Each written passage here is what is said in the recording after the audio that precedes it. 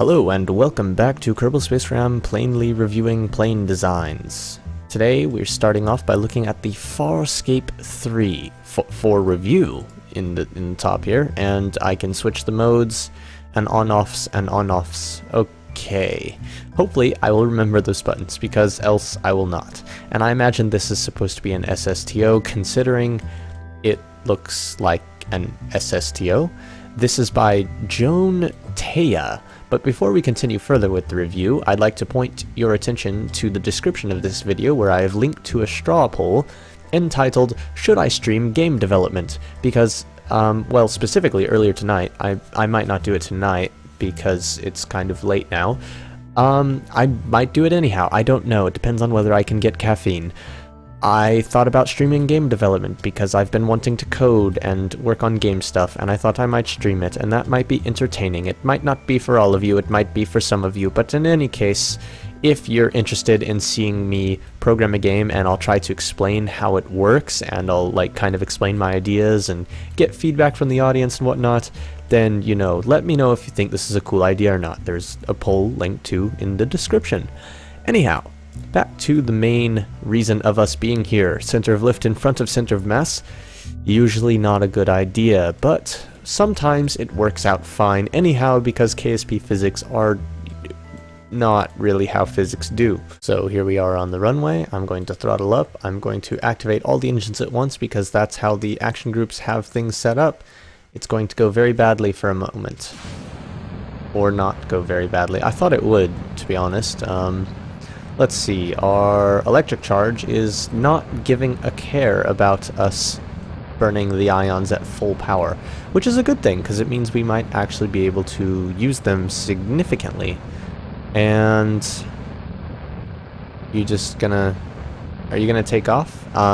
If your rear landing gear was further forward, it would take off sooner, although I could understand you wanting to put them that far back, because perhaps this craft, once it's running low on fuel, does not do so well with the landing if these are not back here. Although I'm not sure, I didn't check how this thing is fueled when it has low fuel, or excuse me, how the center of mass is balanced when it has low fuel. In any case, this is more of a plane review thing and not so much an SSTO thing, although I suppose I shall try to fly this thing into orbit properly, and we shall see how well that goes, because maybe I can successfully fly it into orbit. I do not trust my own competence in this, although I am really liking the design of this. It's very compact. I just noticed how you basically have wing pieces attached to the sides of a, what do you call it, like a Mark II fuselage. And it's actually a very interesting way of doing things. I like it because it's increasing the lift, you know, without increasing the size very much. One problem that does stick out, I mean, from an aesthetic point of view in any case, one problem that really sticks out like a sore thumb and is really annoying me, even though most of, like, you know, tiny little things I can kind of ignore, like this is, like, see this little gap here that's like slightly not right? That's the kind of thing that really annoys me when I'm building my own stuff, but I tend to be a bit better at ignoring it in other people's designs. But one thing that really gets me all the time is stuff like this. Like this intake is clearly from the front, clearly leading into something, and then from the back is clearly just stuck on, like with tape or something. I just don't like it. There should be like some aerodynamic structure there that, you know, has it like branching off the back or whatever. Also, the island runway looks very strange from right here. Like it's a darker green. Well, was it always? I don't think it was always a darker green like that. Was it? I don't know. It looks very strange, and it's freaking me out just a little bit. Also, our xenon gas supply. How much do we have on here? And is it enough? Because I am noticing that we are going through it quite quickly. Oh, there's our xenon gas containers. They're hidden in the wings. Nice. There you can see a tiny bit sticking out right there, where you can right click on it. Of course, we have solar panels on the top and the bottom. That's interesting. I guess, you know, to make it so you can fly it with any orientation, although I kind of don't see the point. Like, it's not worth the added part count, in my opinion. It's also probably not really worth just the idea of having them on the bottom and the top, because you're only going to be able to use one set at a time. You might as well just have one set on one side and there you go, because else it just kind of doesn't make sense, you know? Also, we have panels glitched into landing gear. I don't know if those are even functional because they're glitched into the landing gear. And I mean, maybe they are, in which case it's ugly but functional. And if they aren't, well, it's ugly and dumb. So, just some little criticisms here and there. I'm being a little bit more critical than I usually am, which hopefully is a good thing. Maybe some of you might not like that as much. I think it's better to try to be a bit more critical of things, though. Especially since I'm mainly trying to fill time while I'm going up into space, because this is, you know, taking a while. I mean, going up into space is a lot slower a process than, well, anything else in the game. I mean, landing, you just come in quick. Well, maybe about the same amount of time, maybe a little less. Flying around in the atmosphere, unless you're going for a long-distance flight. If you're just flying around in one area, like I generally do with these, then, you know, that's a very short kind of thing. I just realized I can actually look at my keyboard to see my apoapsis and periapsis, because I have that fancy thing that I installed to let me know that. And if I'd remembered that sooner, I wouldn't have had to switch to the map view. But oh well. Our apoapsis is currently just above where we are right now, which is making me want to raise the nose a bit more, especially considering actually I should raise it quite a bit more, because we have quite a bit of intake air still.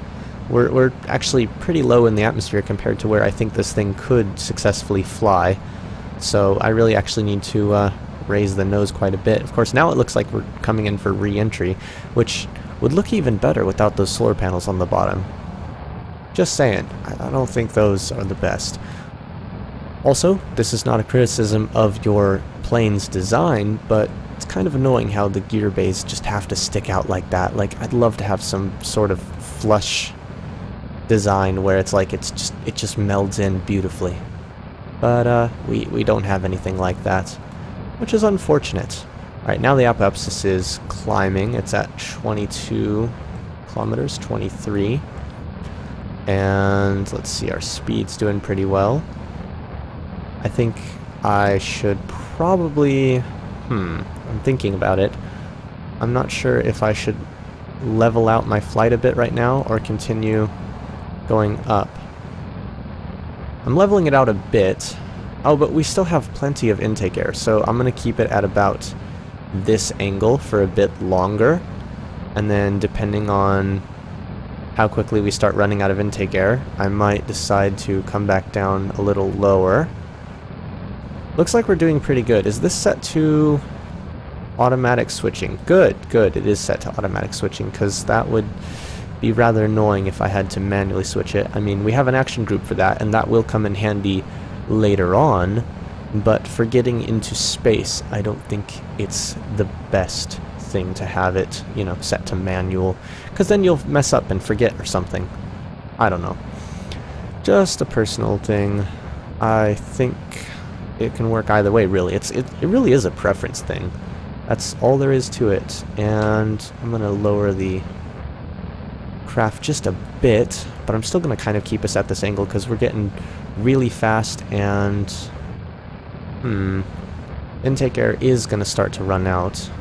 It's holding pretty steady though. Maybe we can push it a little further. We probably can push it actually a lot further. This thing can probably primarily use ion power to get into orbit or something. I mean, if flown right. Obviously you'd have to be very patient for that kind of flight. At least I would think you would have to be very patient for that kind of flight. Alright, I'm gonna bring the nose down even more. And basically I'm just gonna try and pour on the last bit of speed before that happens. Okay. And now that that's happened, I'm trying to push our apoapsis up. And I'm gonna go ahead and throttle down. Our apoapsis is doing pretty damn good. We're at a 60-kilometer apoapsis. 63. And 66, 67. 69, 70. Let's see. Fire it up just a little more. Actually, let's go ahead and shut that down. Fire up these. These are, of course, they're barely... Oh, that is great. That is perfect. So the apoapsis is 70.68.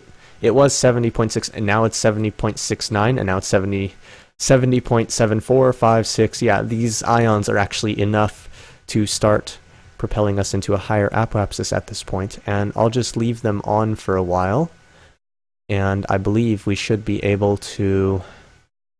Maybe our time of launch was not the best. I bet this thing would do much better if you launched it at dawn, but in any case, right now we are using the extremely efficient ion engines to get into orbit, or at least right now to keep us from falling back to the planet while we're far away from apoapsis.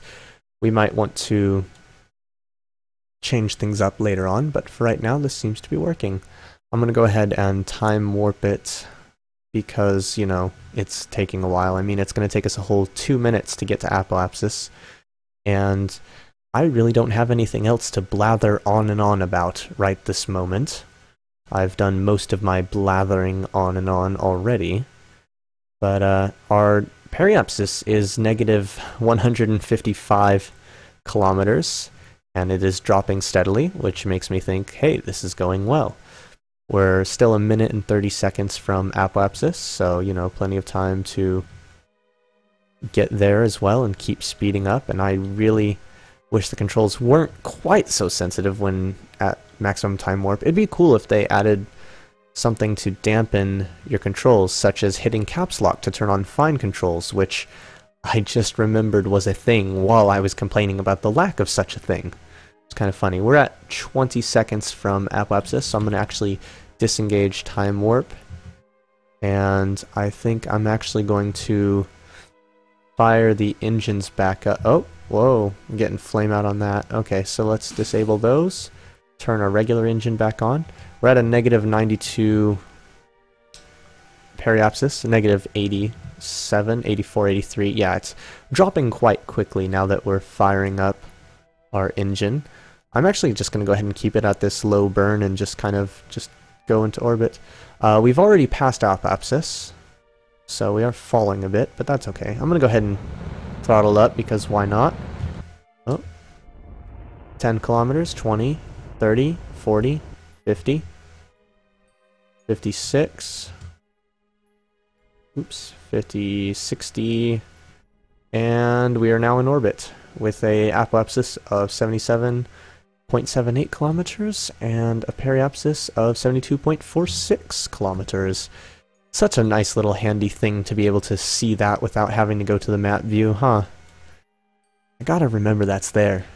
Anyhow, we'll leave this in orbit for now and go to the next plane to review. Now this ship is called the Persephone, and it's also by Joan Taya, or Taya, I'm not sure, it's T-A-Y-A, I'm not sure how to pronounce that. In any case, if you're wondering why I know how to say Persephone, because I assume that's how you say it, I'm going to feel really stupid if it turns out I'm wrong, but Persephone is the name of a planet in Firefly, or a moon. Actually, I think technically it's a moon, but that's kind of irrelevant, really. And this is, you know, named that, and it's cool. And I believe this is also supposed to be an SSTO. This one with storage capability, somewhat limited storage capability because of all the extra monopropellant. Oh, and it does have a, what do you call it? A Mark II Clampotron. That's neat. This one I am not going to fly all the way into space. This one I'm going to do the more traditional thing I do on here and just fly it around the Space Center. Okay, loaded in, firing up engines. Almost was going to hit the raise landing gear button. That would have been dumb. This one's landing gear, I noticed immediately, are placed further forwards. Interesting. Oh, also these intakes are angled downwards, which makes sense. If you're in a high atmosphere, angle them downwards so that when your craft is angled up, you can get more air out of the air. Yeah, that made perfect sense in my mind. Probably shouldn't have said it out loud, though. These... I just noticed he's using the bicoupler on the front of something. Normally I only ever see that on the back of something. That's pretty cool. And we're in the air now. Kind of Didn't even notice that.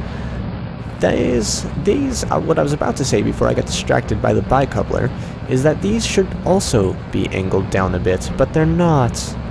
And with the new rotation tools, this might have been made... No, this is definitely made in the new version. I was going to say, this might have been made in the old version, blah, blah, blah. But actually, I've already, quite a while back now, actually, passed all the planes that were made in the old version of KSP, so I really need to stop, you know, kind of being like, oh, well, maybe it was made before that, you know, blah, blah, blah. There is actually one plane that I know I'm going to review at some point that was made in 0.25, and I know that simply because I got the email 2-3 days ago, I'm not sure exactly, where they said, hey, this was made in 0.25, so, you know, blah, blah, blah, do with that what you will. Also, I noticed this thing does not have a very good, like, lift.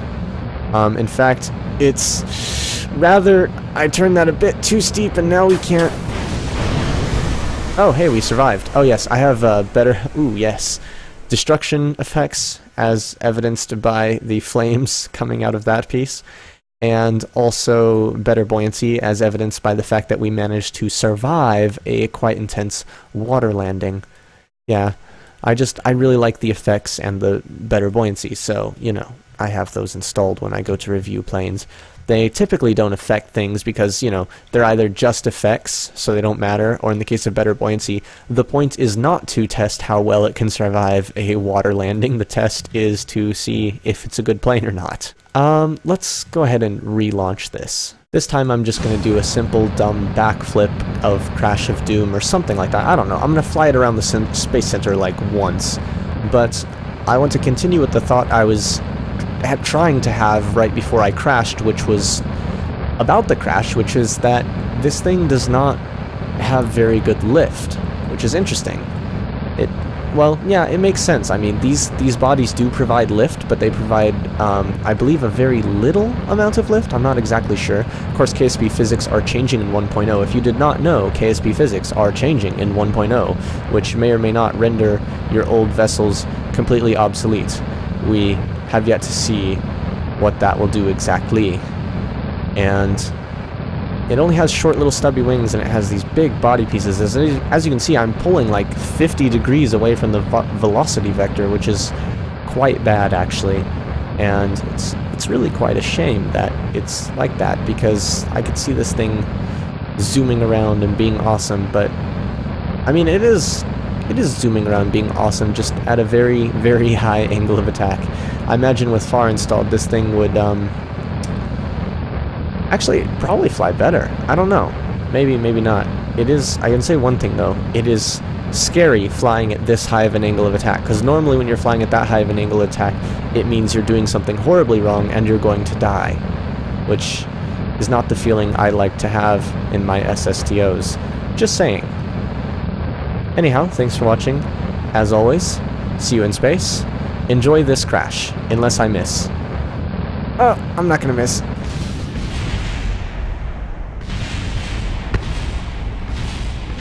Might want to try to escape from that.